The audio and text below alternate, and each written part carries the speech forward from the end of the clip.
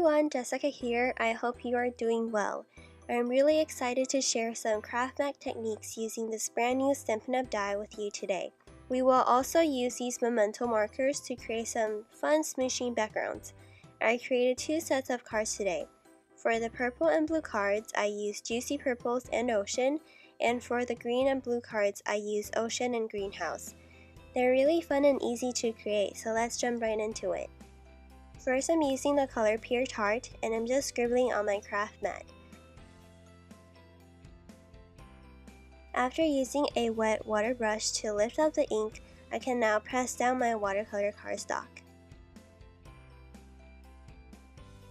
And that will be my first layer of smooshing.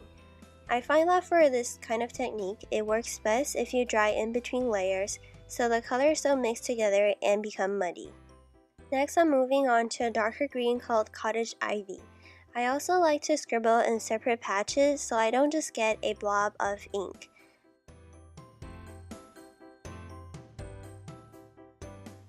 That way you'll get more control on where you're smooshing and it's less likely to cover up the previous layers.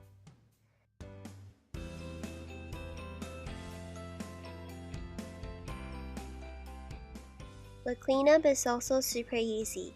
You only need a wet towel or a baby wipe.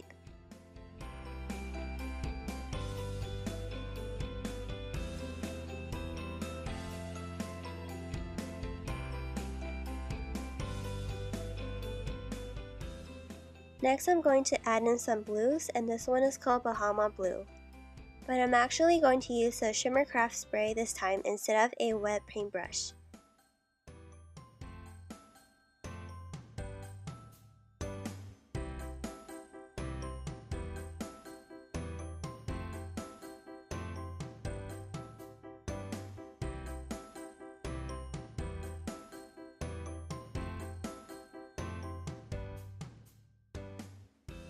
It adds just the right amount of sparkle to my card without taking the focus away from the colors.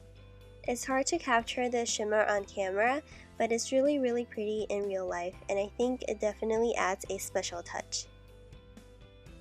Now I'm using my final color, which is Paris Dusk. It's a darker color, so I'm using it very sparingly. Because Memento are dye ink markers, they're more translucent and they don't completely cover the layers beneath them. That means if your background is covered in dark shades and you want to go back to add lighter colors like the Pure Tart you see me using here, the light colors won't really show up.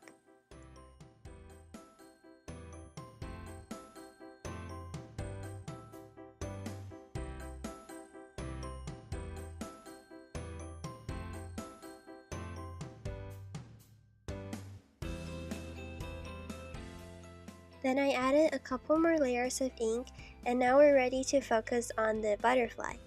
I ran it across the die cutting machine twice because it's a more intricate die, and I'm using my trusty die brush to get out all the small pieces.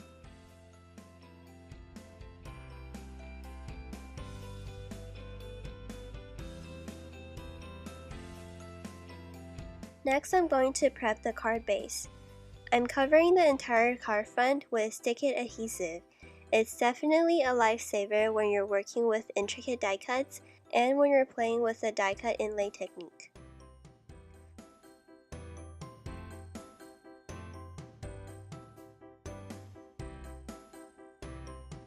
Then I'm going to die cut the watercolor panel. But for this time, don't use a die brush. Try to leave all the pieces inside the die except for this negative outline.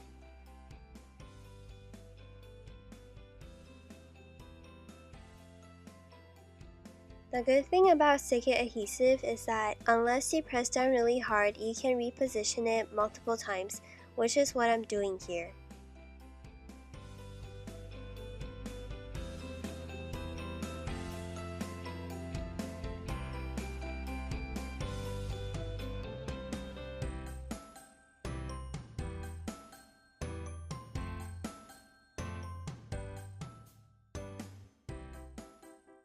After that, I'm popping in the white die cut we did earlier.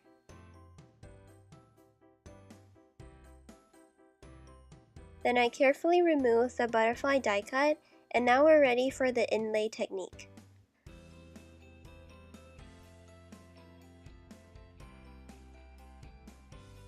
Die cut inlay is probably one of the most time-consuming techniques in terms of card making. I personally enjoy it because it's like piecing together a puzzle. But it does require patience because you're literally picking up itty-bitty pieces of paper, turning them into the right direction, and sticking them down. Usually it's a lot worse when you have to apply glue, but in this case we already have stick-it adhesive. You can see me struggling here a little, but here's a tip. If you leave the die cuts inside the die, you can simply flip it over, lay it on top of your card, and use a picking tool to push it down. It really is super simple and saves a lot of time. Now you don't have to go insane after inlaying such a complicated and large area. This is what it looks like all completed, and I really encourage you to try this technique.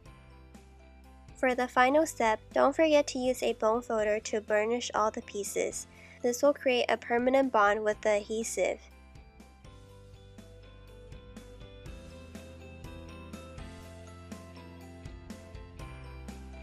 You can also slightly bend the card to see if there's areas that you've missed.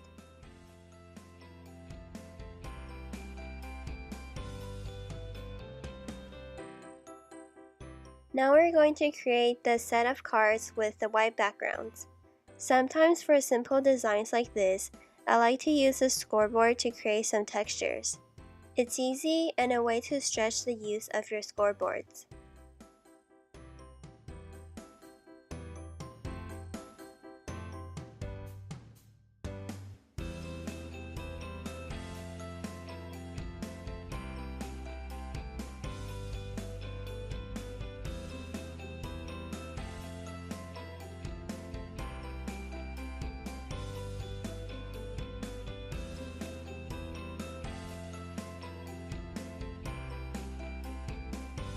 The on-point glue has the finest applicator tip of any glue and works very well for most intricate dies. But because the butterfly die cut has super fine lines, I'm actually going to apply the adhesive with a sponge dauber so no excess glue will ooze out.